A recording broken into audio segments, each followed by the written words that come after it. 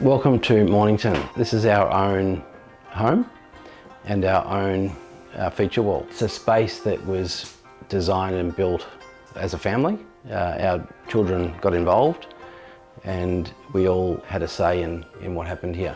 This room used to comprise of two spaces, bedroom this side and a formal lounge with a fireplace.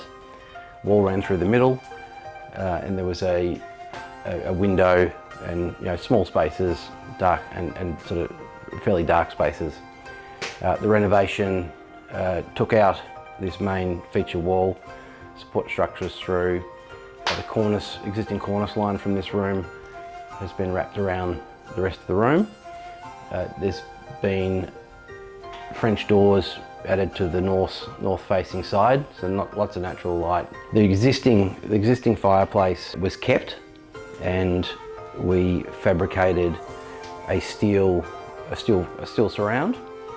We've utilised the existing opening of the fireplace, and we've included a wood box to the side, and that recesses into the wall, so it uses the additional room back into the wall, so it picks up an extra probably 100 mil of wall space. The idea of the mantle was to incorporate the mantle into a shelving unit, and the timber takes off and it's continuous, so it wraps around. The steel fireplace is made from black steel, and it's been welded, polished up, and then we've heated it with an oxy and got that bluish, goldenish tinge from heating steel. And it's also, as it heats and bends and contracts, you've also got this very tactile, undulating surface. We used linseed oil, which is a traditional way of, I think before galvanizing, they used to heat steel and put linseed oil on and heat it in. And it, from my understanding, it traps in the pores of the steel and helps protect the steel from rusting. But it also gives this quite a patinaed sort of finish to the steel. So this whole structure was made. It was dry fitted. There was some tweaking made to fit the space. It was then taken back to the factory. It was heated and then linseed oiled and heated in.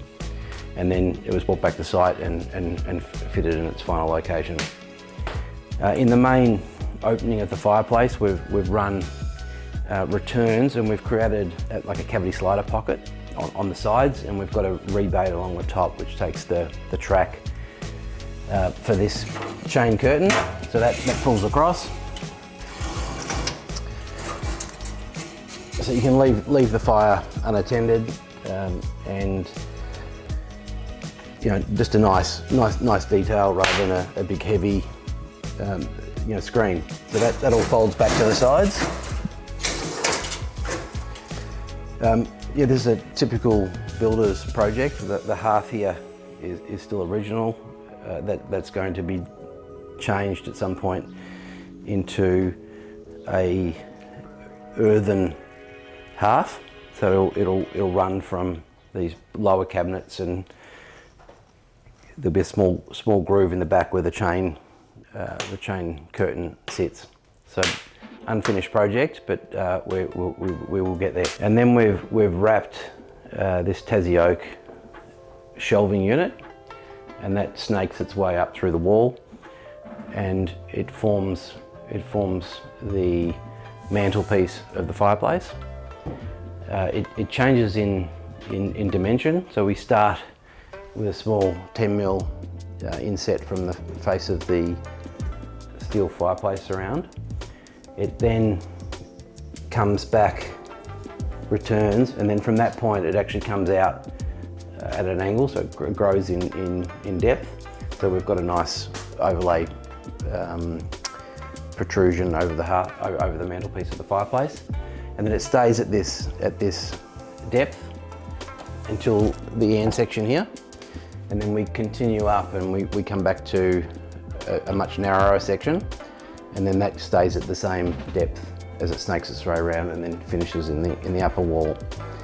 We've incorporated LED lighting into the shelving, and that again gives you nice subtle lighting, all on dimmers, so you can play with intensity. And that again snakes its way up around the shelving unit. Add some nice ambience during a nighttime visit. At the end here we have a hanging pendant light. Again, that can be just on its own, but again, just a nice open section, and it does its thing at the end. It's cantilevered, so to create that cantilevered effect, we built these sections with a solid back in them, and we have a small 5x5 rebate in the back edge, and then we have a 12mm rebate where we have 12mm ply as the back, and that enabled us to build all the shelving as a solid entity, and then we're able to screw that to the wall, and we were then able to paint, like that backing ply was painted out in the same wall colour. So it's a clever way of creating a cantilevered shelf and hiding all the fixing points. So it's quite a heavy structure. The little 5x5 rebate enables you to touch up and paint and cut in on a nice line. So there's no cork, it's just a very small shadow line, and the painting, when you're painting, the paintbrush sits in there nicely and you get a very, very clean line. There was one join in this upper section, which is through here. So you can see there's a small line top and bottom, but that was the main join. Existing wall was not perfectly straight, so this was also dry fitted. It was scribed and then planed to the wall line. We then created those two rebates and put the ply in, so it sits very snug and in play with the wall. And then the wall colour obviously is painted, well, the whole wall's painted plus those inset sections, so it looks like a fully cantilevered display shelf. The end display here was set up for Ikebana, so seasonal flower arrangement. The end section of the joinery here was set back and to enable lots of different adaptations of that display. It can you can really play with the abstract nature of Ikebana. The lower shoji display is made up of fine kumiko slats. We have a mitered corner in the corner here, so it opens, giving you the full. We use a 30x30 side frame, so that's mitered, and it gives you that wrapped around look, but it still enables you to slide the shojis. The kumiko spacings, we've gone for a heavily screened set out with a symmetrical square offset section through the lower section, and then we've got Japanese rice paper on the rear. The lower joinery on both sides of the fireplace have been made as a light box. You have storage in behind, and then we have a top and bottom LED track on a dimmer that enables you to light up that space. We've incorporated traditional Japanese shoji. We've got one here.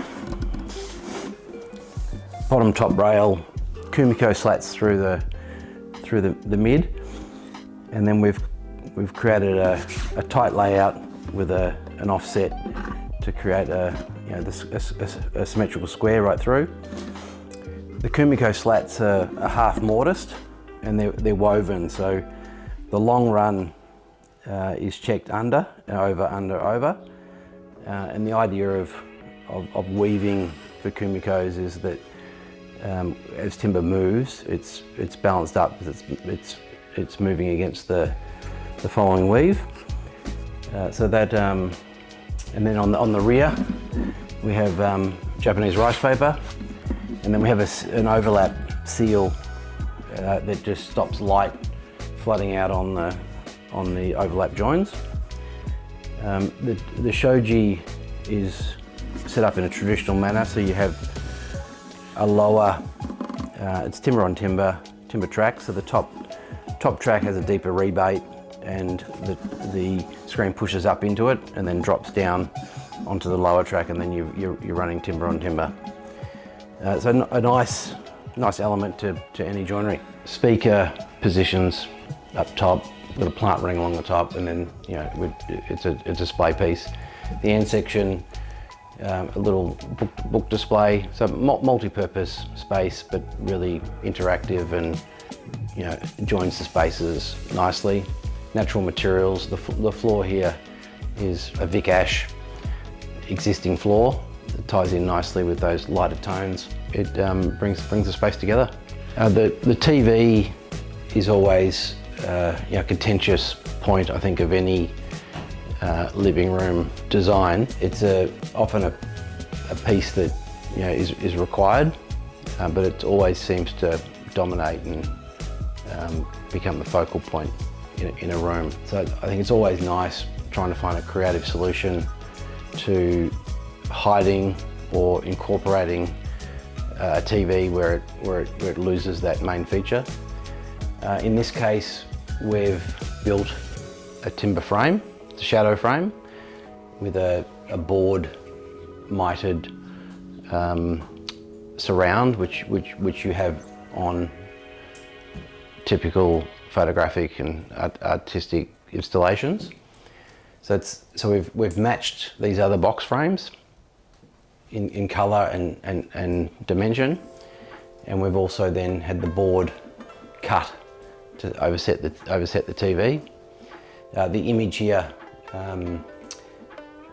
could be reformatted, so the image does come back underneath the white board, and then you've got a seamless